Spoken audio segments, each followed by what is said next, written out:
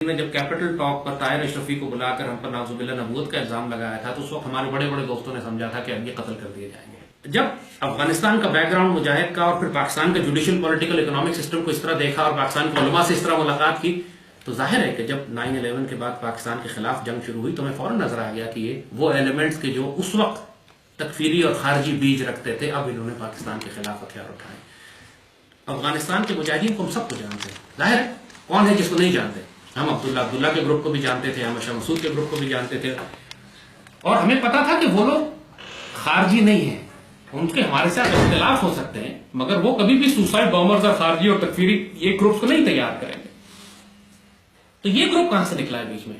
Northern alliance نے تو یہ نہیں تیار کیا تھا, یہ کہاں سے آیا بیچ میں؟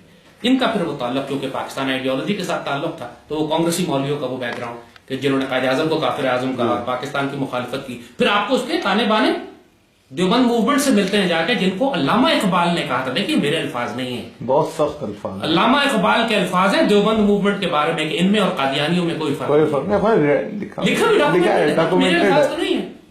تو کیوں علامہ اقبال ان چیزوں کو چھپایا گیا ہے؟ ویسے 50 سالوں میں یہ بات ہم نے بتایا نہیں گیا کہ علامہ اقبال جو کہ آئیڈیالوجی دینے والے ان کے یہ نظریات تھے دیوبند کے بارے میں. نیشنل انٹرسٹ کے اگینسٹ نہیں تھا. پہلی بات ہم آپ کو بتائیں, دیکھیں اگر کسی کی اولاد کی کسی کے ماں باپ اگر زانی ہو, بدکار ہو, طوائفیں ہوں تو وہ اولاد کبھی نہیں بتائے گی کہ میرے ماں باپ یہ تھے. صحیح. لوگ تو کہیں گے بڑے اشرافیہ تھے, بڑے اعلیٰ تھے, بڑے زمیندار تھے, بڑے اپنے علاقے کے علم و فضل والے لوگ تھے. کوئی یہ نہیں پتا تھا کہ میرے ماں باپ جو تھی, میری ماں طوائف تھی, میرا باپ پنپ تھا. کوئی نہیں بولے گا نا. صحیح. ان کے ساتھ المیہ یہی ہو گیا کہ ان کے سارے آباء و اجداد جو تھے وہ تحریک پاکستان میں مشرکوں کے ساتھ کھڑے تھے. بالکل صحیح. اب یہ کیسے بولے کہ ہم مشرکوں کے ساتھ تھے؟ پاکستان بننے کے بعد جب پاکستان کو ہائی جیک کرنا ہے تو پھر ان کو کہانی تو بنانی ہے نا. بالکل صحیح. یعنی میں نے یہ بھی ان کے علماء کو سنا ہے کہتے ہوئے کہ جناب پاکستان کو بنایا ہی دیوبندیوں نے اور جناب اگر پاکستان کا کوئی مسلک ہوگا تو دیوبند مسلک ہوگا. اقبال وہ کسے سمجھا رہے تھے؟ اقبال کسے سمجھا رہے تھے؟ ملت کا تصور کیا ہے, وہ تو انہی کے علماء کو سمجھا رہے تھے. حسین احمد مدنی کا تو نام لے گا, حسین احمد از دیوبند کلام اقبال میں تو اس کا نام لکھا ہوا ہے, اس کا تو نام بھی نہیں نکال سکتے. دارالعلوم کا نام بھی ہے اس کا اپنا نام بھی. اقبال کو اب سیکٹرین بھی نہیں کہہ سکتے. اقبال کو آپ کچھ کہہ نہیں سکتے, کیا کریں گے؟ صحیح. اور آپ یہ بھی نہیں کہہ سکتے کہ آپ کہ ہم اقبال سے زیادہ جانتے ہیں, خود بے عزت ہو گیا. صحیح بات ہے. اقبال کو غلط تو نہیں کہہ سکتے.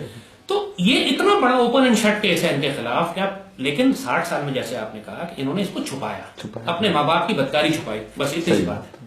اور ہم نے کیا کیا کہ ہم نے بتا دیا کہ تم نجیب الطرفین نہیں ہو, ایک پلیت جگہ سے تم آئے ہو. ہم نے صرف ایکسپوز کر دیا. تو ظاہر ہے ان کے لیے پھر یہ زندگی اور موت کا مسئلہ بن گیا. دے ہیڈ ٹو ڈسٹروائے اس. ان کو ہمیں ختم کرنا تھا. بالکل صحیح. یہ مفتی نعیم جاتا ہے عشرت العباد کو ملاتا ہے احمد لدھیانوی سے, کیا چکر ہے؟ دیکھیں یہ سارا نیکسس ہے کہ آپ ان کا نیکسس بڑا پلیت ہے. یہ سارا انڈین نیکسس ہے. آپ دیکھیں طاہر اشرفی کتنا بڑا دیوبندی فسادی ہے ان کا. صحیح. ایک طرف وہ مفتی نعیم کے ساتھ بیٹھا ہوا ہے, ایک طرف لشکر جھنگوی اور سپاہی صحابہ کے ساتھ بیٹھا ہوا ہے, ایک طرف امتیاز عالم کے ساتھ بیٹھا ہوا ہے, سیفما کے ساتھ ہے, اور سیفما نے اس کو کونسل آف اسلامک آئیڈیالوجی میں بھرتی کرایا.